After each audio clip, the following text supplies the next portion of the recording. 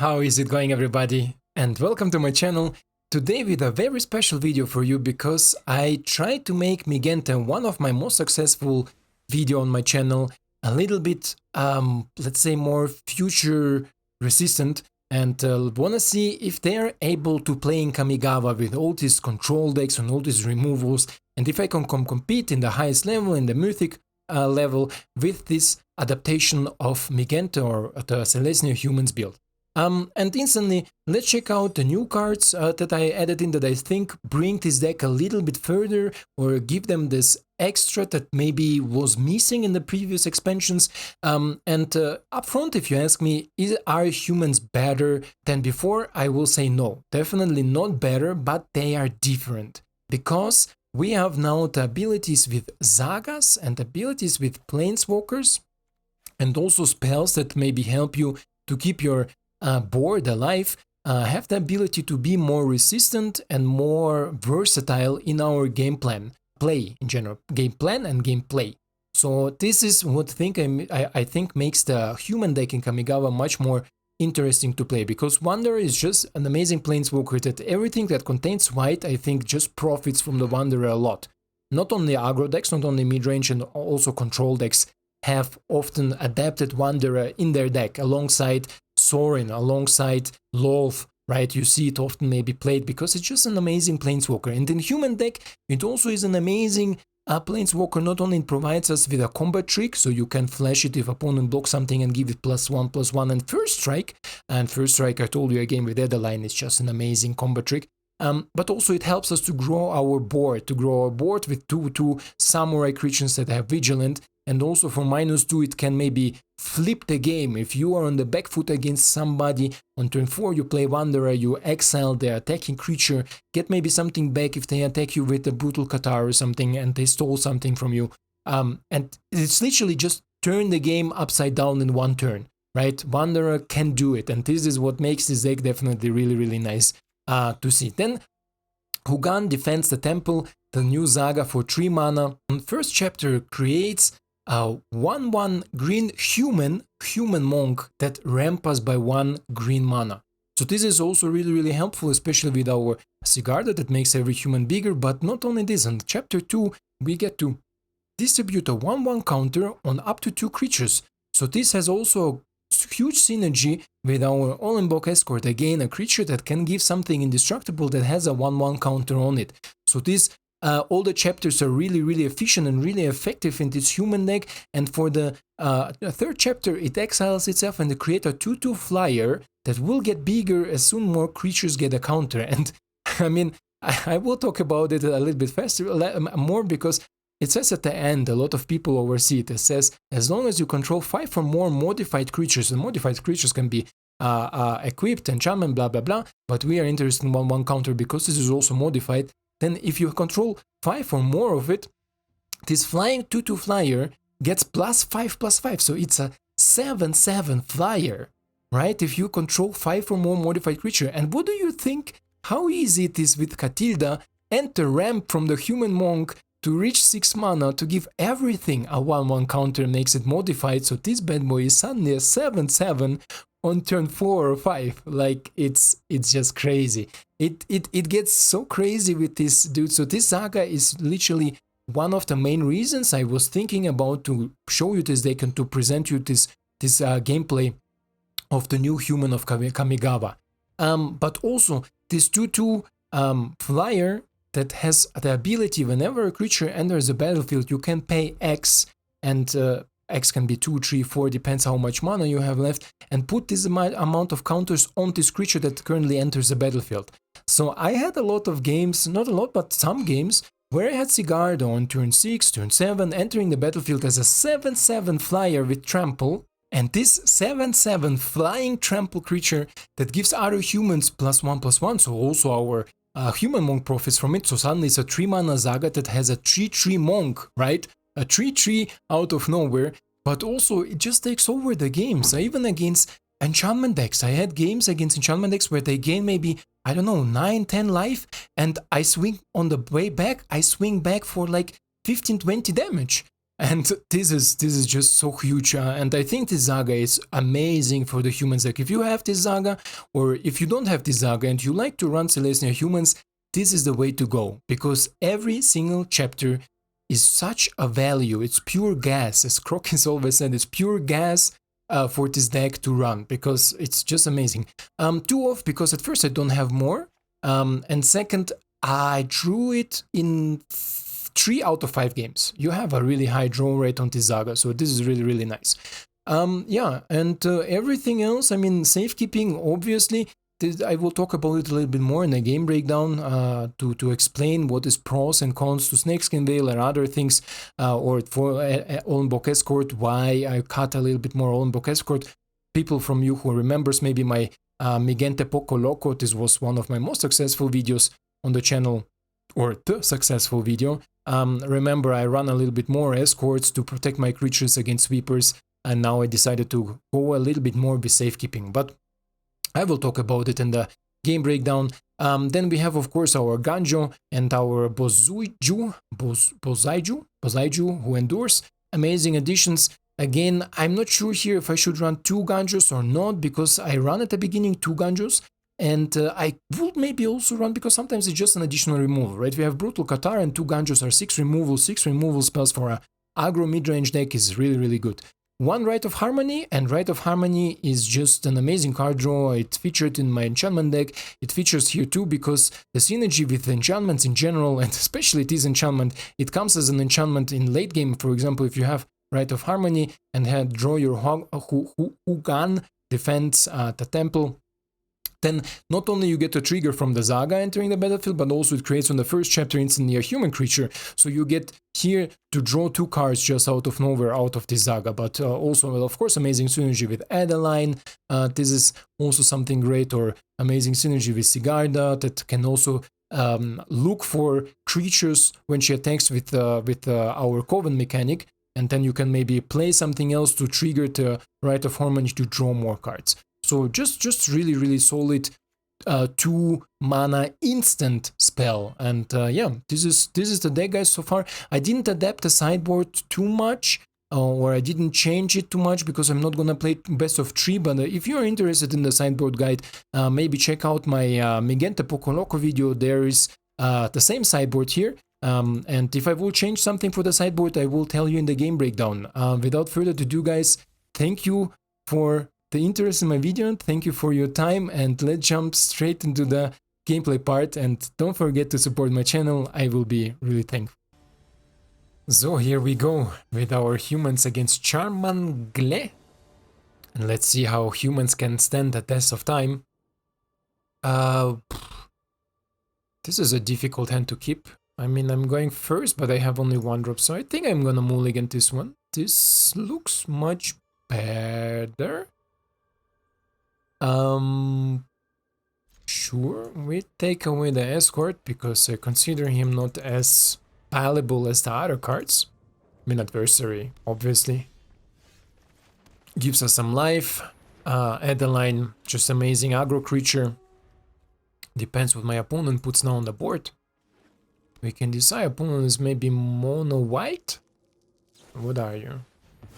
Okay, Ondo.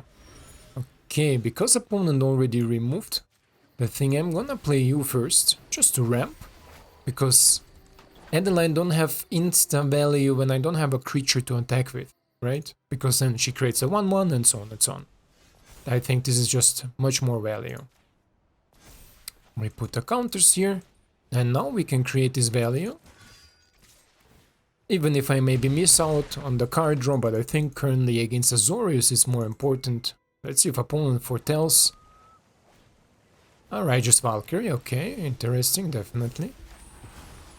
Let's transform it.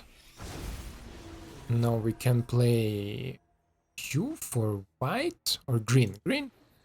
Then Catildan we can pay how much? Can pay 1 time U, 1 time U, and then we have 1, 2. So we can pay 2. That Catilda comes as a bigger boy, right? Take action, and we pay 2, and we pay it with the lance. Si, senor. And then we're gonna go in with you. You are declining, and this is also really nice synergy here that we can provide it. And opponent runs straight into the trap. Just for 1 mana because we have so many legendaries. And then let's see what I'm gonna draw. Because maybe opponent gonna sweep next turn. Okay, another Catilda. We will see. But you see already Fatal Charge. Wow, really nice. But you see already the synergy here, right? Okay, this is a perfect draw. Do we pay for her? No, she can stay 1-1, right? Decline, but we will pay for the token. Then I can go in. How much mana do I have? Can I have 6? 1, 2, 3. Yeah, I have 6.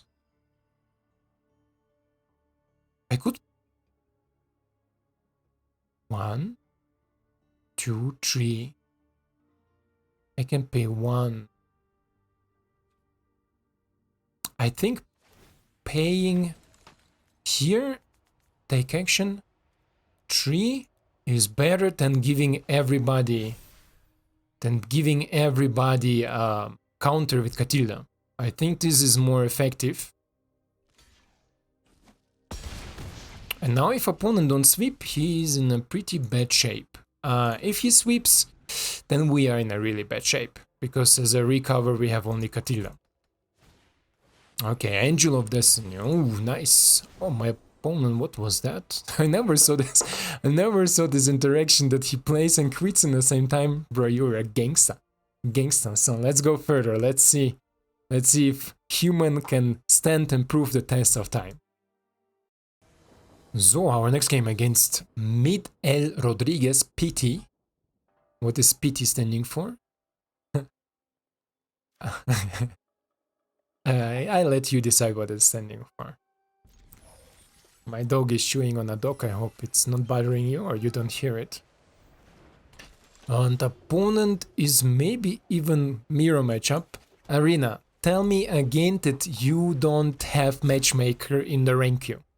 I never, doesn't matter what I played against Selesnya Humans. Never, ever in my life. And now suddenly the game says, oh, you're gonna play against humans. My opponent has Brutal Qatar in hand. This is why we are gonna bait a Brutal Qatar with adversary. We are not gonna attack. Look at this big brain play. 3 mana, Brutal Qatar comes in and take adversary away. And he will first test if I'm gonna block with something. This is interesting. If I block now, he will sacrifice. This will not grow. So no blocks. I can take it like a big boy. Oh no, Jesus! I take everything back. Okay. Let's see. Let's see, my friend. Let's see what you got. No, but it's still a really strong play for a turn 3, no? Like, we have 4 creatures, some with indestructible, all of them are indestructible, that are attacking now. The current attackers. Because the Scout can also now initiate indestructible, we gain 4 life back and do 6 damage, so this is pretty nice, I think. And next turn we're gonna see what we're gonna draw. I would like to draw maybe something more evasive, something flying. Also the enchantment will be not bad. Why do you have 4 mana open? You have the legendary land in your hand? We draw land, of course we draw land.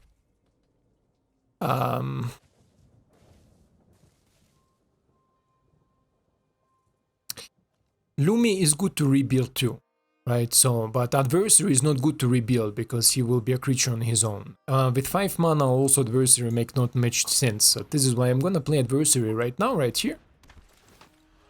I'm gonna say pump it up. And then we're gonna give the counter here again. And if opponent tries to legendary land me, I will definitely use my escort, because I would like to connect with adversary. Adversary with lifelink needs to connect, should connect. Okay. You both die. Okay. That's okay. If I connect with it, that's okay. Opponent gives Lumi indestructible. Okay. We kill Light Scribe. Sure. I still feel that opponent has something, but it's okay. As long as we are connecting, I'm fine with it. This is not a big downside, for me at least. I'm still in front of the board, I gain my life, I still have the adversary to grow my hopeful. Okay, Catilda is okay. We draw it again for green because, as I said before, we have some cards that... 1, 2, let's see if opponent can shenanigan me now. If I attack with all, opponent is forced to block, right? The biggest one. I think so. Sure, let's go. Doesn't really matter right now, I think. Not sure what my opponent maybe has the Planeswalker, the Wanderer. Okay. Nothing else? You're on a back foot? He's on a back foot, okay. Let me keep Catilda back. And see what my opponent has now for 6 mana. Farewell, wow. Nice, bro, nice. I will not expect you to play Farewell. This is why we kept Catilda back. We play our next mana, then let's see from there. Torrents, okay, Jesus, you played Humans with Exile thing, bro, you are a crazy motherfucker, I'm telling you that right here, right now. You are one of the craziest person I ever met. But it's okay, it's okay. Let's see.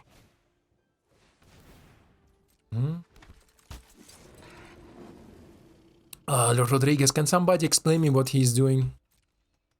Like, I have no clue what he's doing, literally.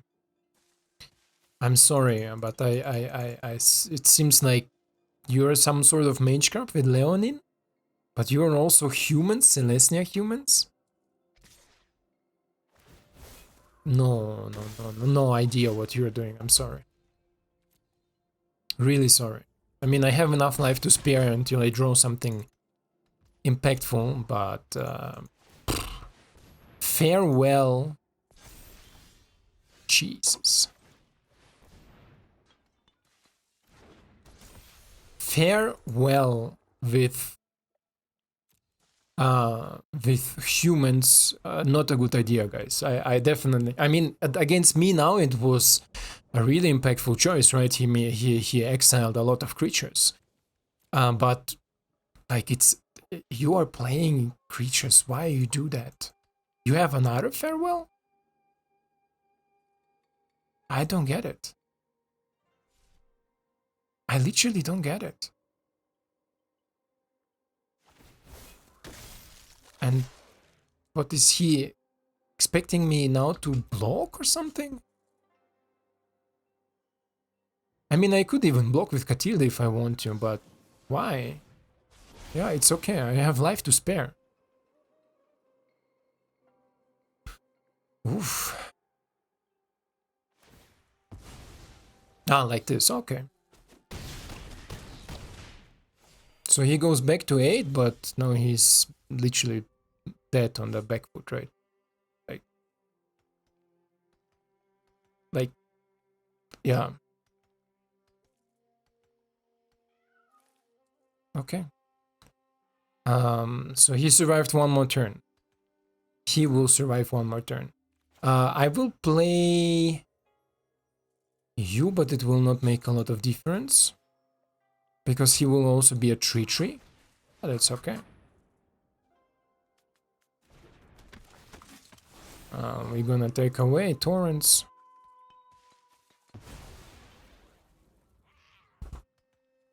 we're gonna go all in. How much you can do it? 1, 2, 3, 4, 5 for 4. So let's go just in the air, right? Let's go for 4 in the air. And then we're gonna see what my opponent top decks. Netherline, okay. Sure.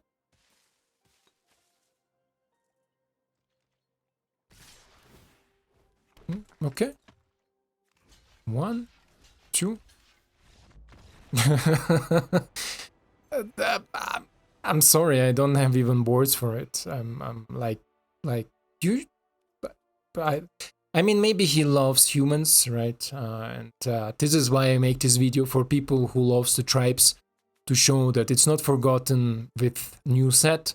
And Selesnya Humans was one of my most successful videos. This is why I want to show you what is my take in Kamigawa for it. But this is definitely not it, guys. Don't do it. Leonid Lyskar is also not a human. He's a cat cleric. So much synergy with him. You also don't have Tami or Safekeep. It's okay. Let's go into another one. So, next game against somebody I cannot read. Maybe at the end is Ryusuk. I have no idea.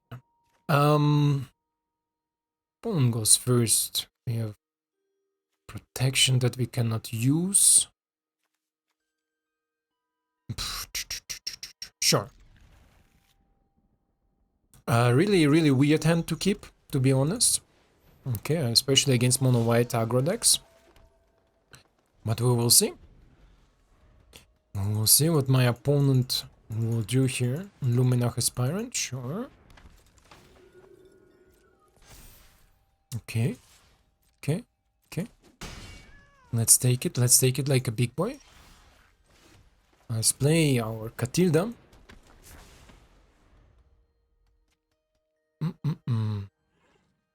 We need to see. Okay, opponent most likely Brutal Catarmi now. Or Skyclave Apparition, almost the same. Nice from my opponent, definitely. Now for 3 mana, we are already a little bit low on mana, so we can play you, but you have no effects. We can play you and I can keep on protection open, right? So let's do it. Especially if opponent has some sort of blue here, looks like some sort of Azorius, aggro, something. And this is where our Indestructible comes handy. Now opponent can of course attack, but I will block it. Okay. Now, we go with you or with you? You give me an additional mana to cast Cigar the next turn, right? So this is why it grows a little bit bigger. This is why we go with you. Put a counter on you. Chill. Opponent will go in for 6 most likely. Maul of Skyclave, okay. A lot of damage, definitely.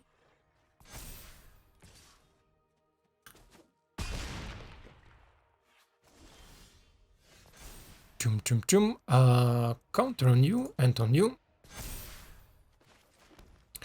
Both of my creatures will get a counter. So.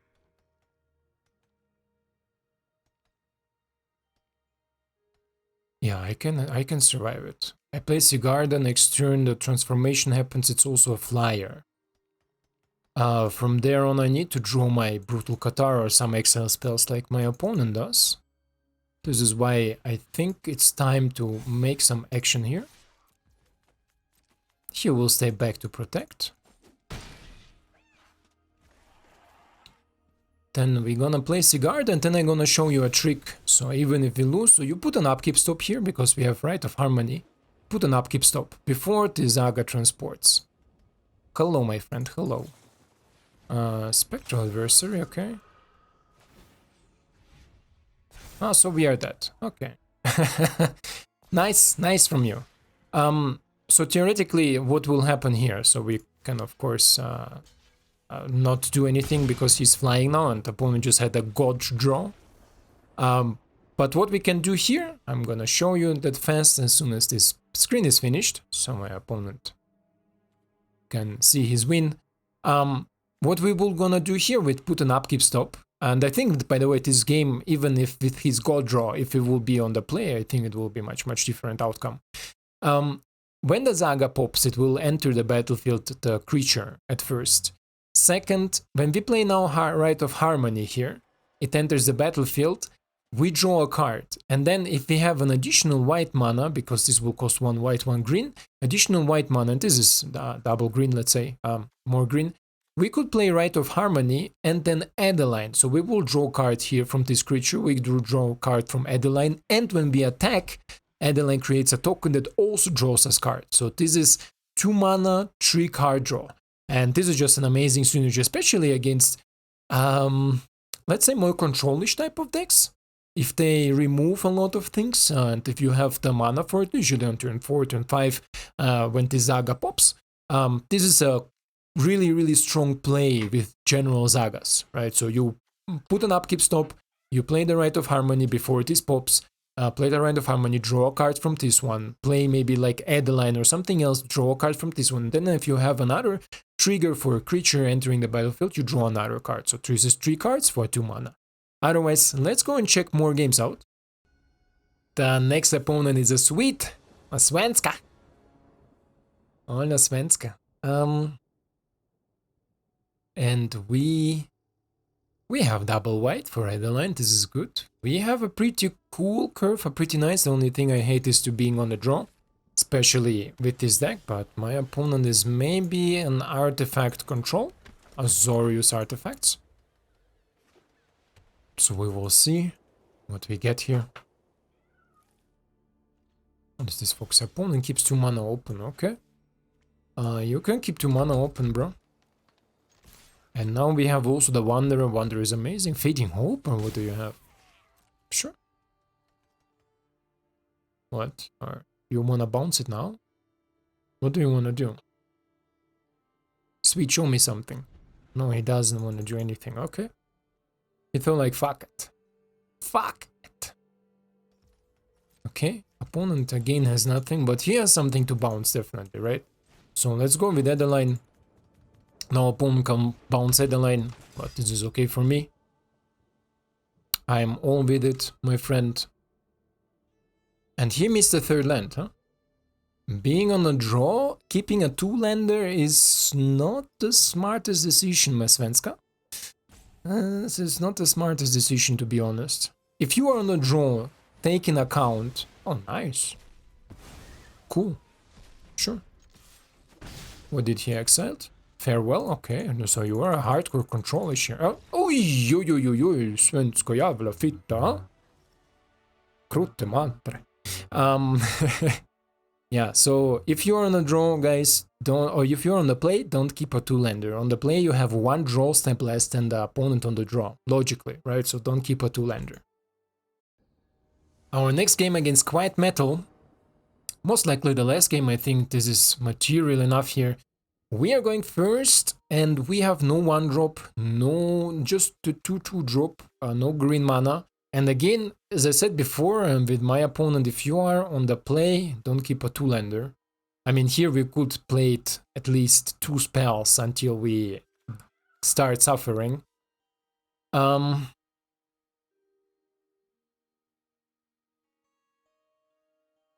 Fuck, yeah, but I don't like to have two 4-drops, also legendaries. I like Adeline, I like Luminar. Let's mulligan it. What do I think about this one? This one is actually cool, right? We have 1, 2, grow. 1, 2, and then with 2 we grow. Then let's see what we draw on 3. If we draw something, otherwise Sigarda will pump everything. Okay, we have some card draw here, so this is also nice for later on, definitely. Let's see if opponent plays Talia. Talia is the biggest counter to my adversary, not Circle of Confidence, okay. Hopeful. He's an enchantment deck, my friends. Now I'm missing double.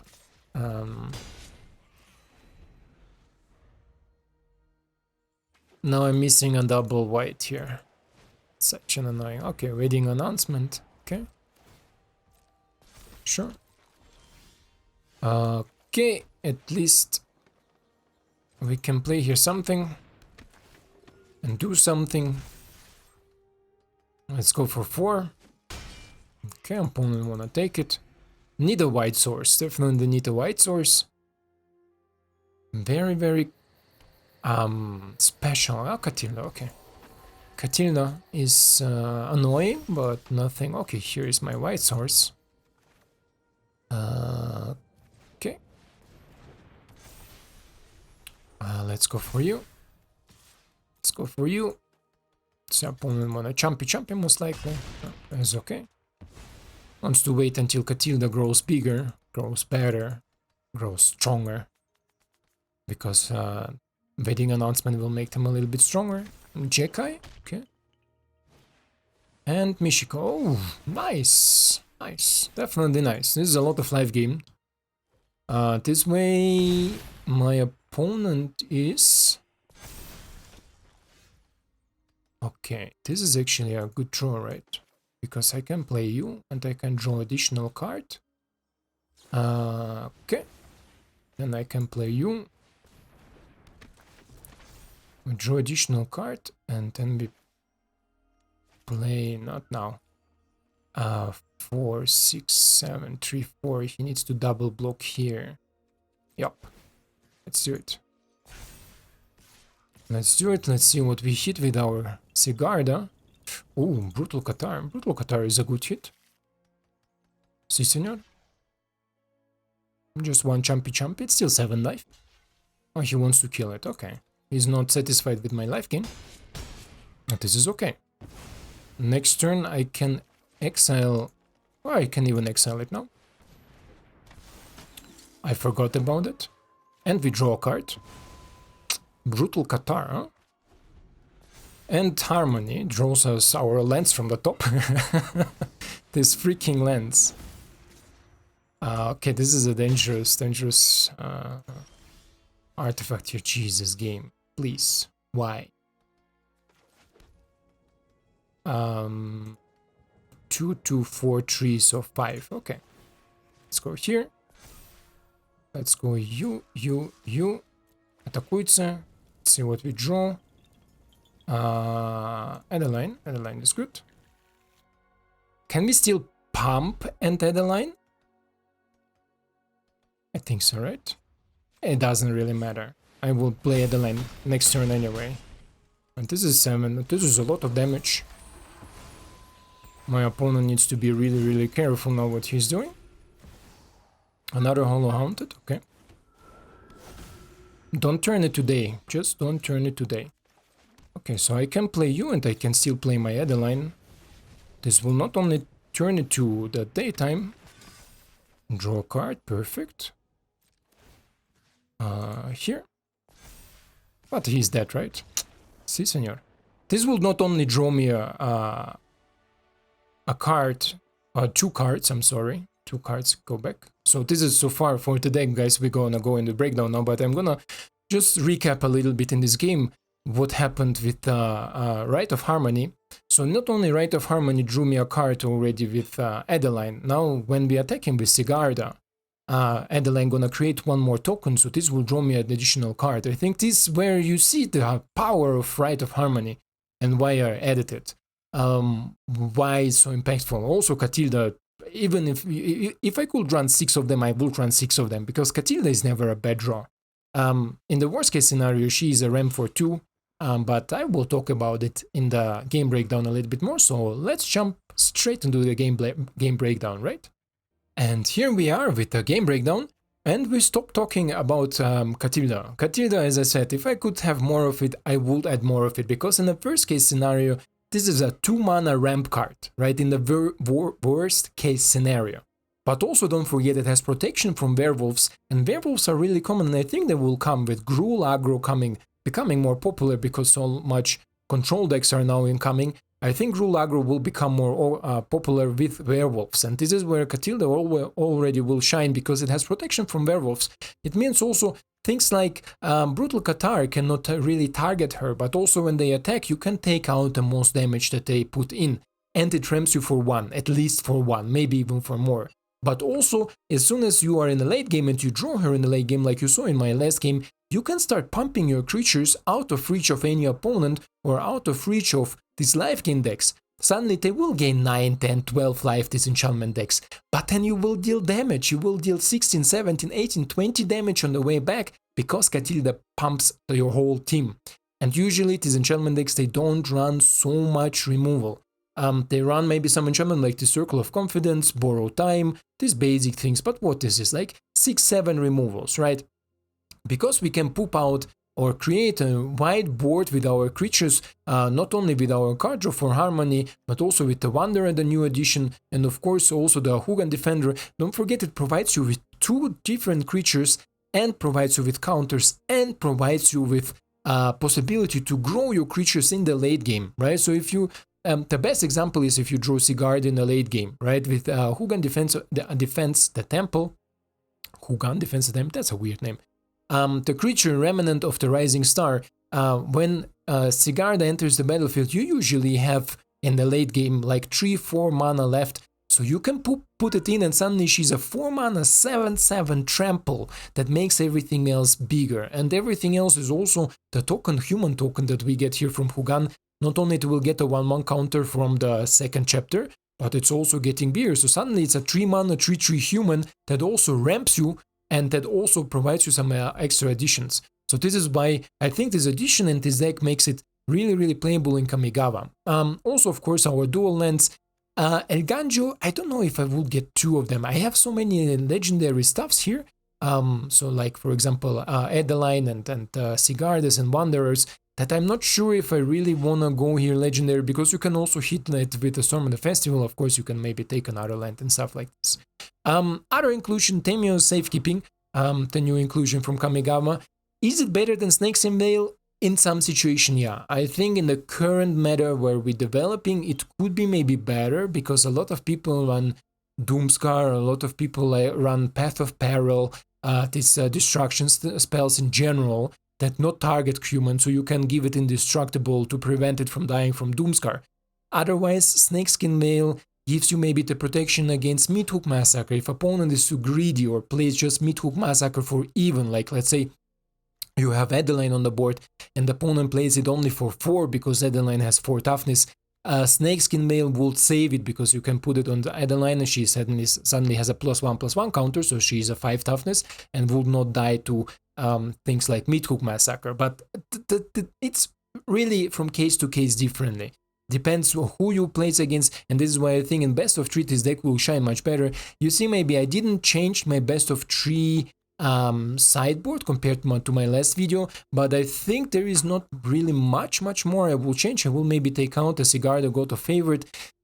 I mean, she's a cool card, but like, why she's legendary, right? If she would not be legendary, then she will be more viable. 3 mana for an exile spell that has first strike is always cool.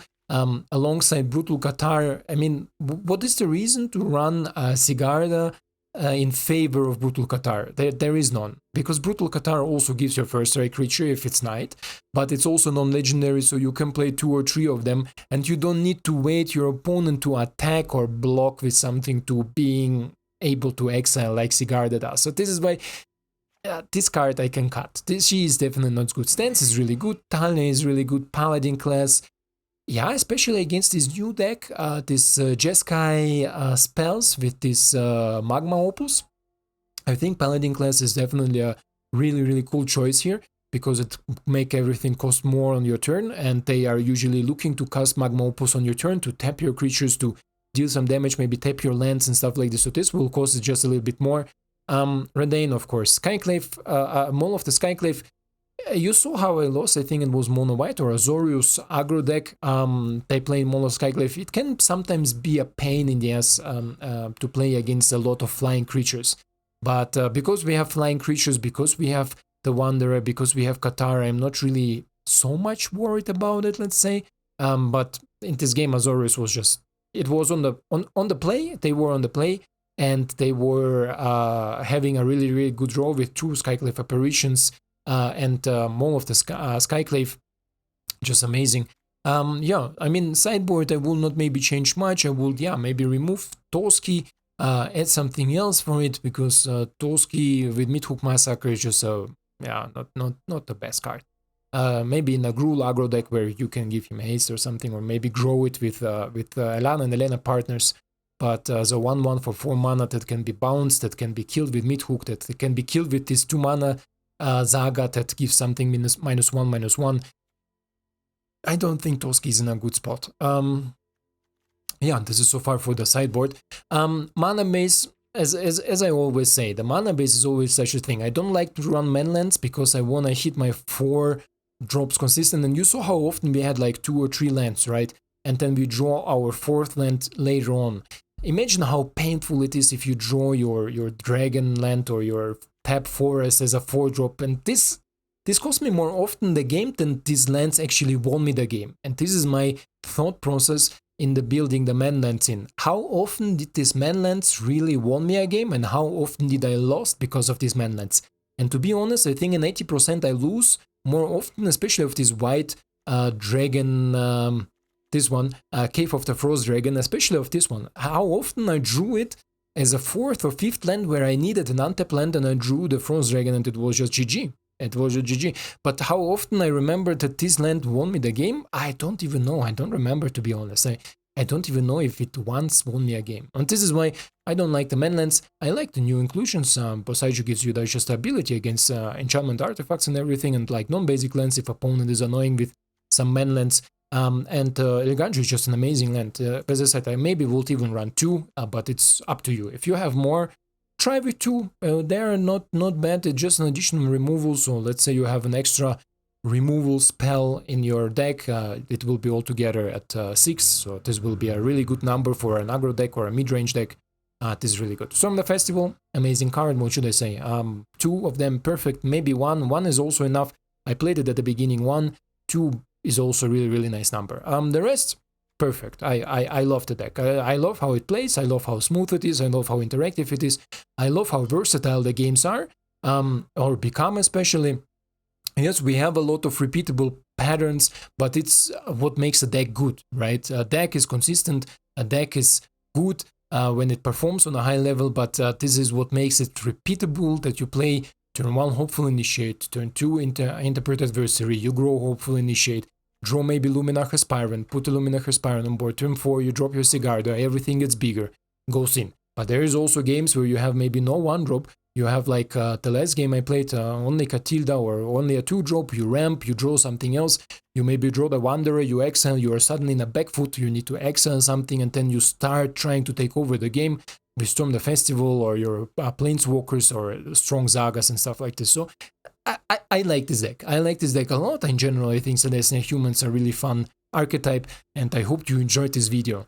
Otherwise, guys, if there is anything, let me know down in the comments, and I hope you enjoyed it. And yeah, I hope to see you in the next one. Ciao.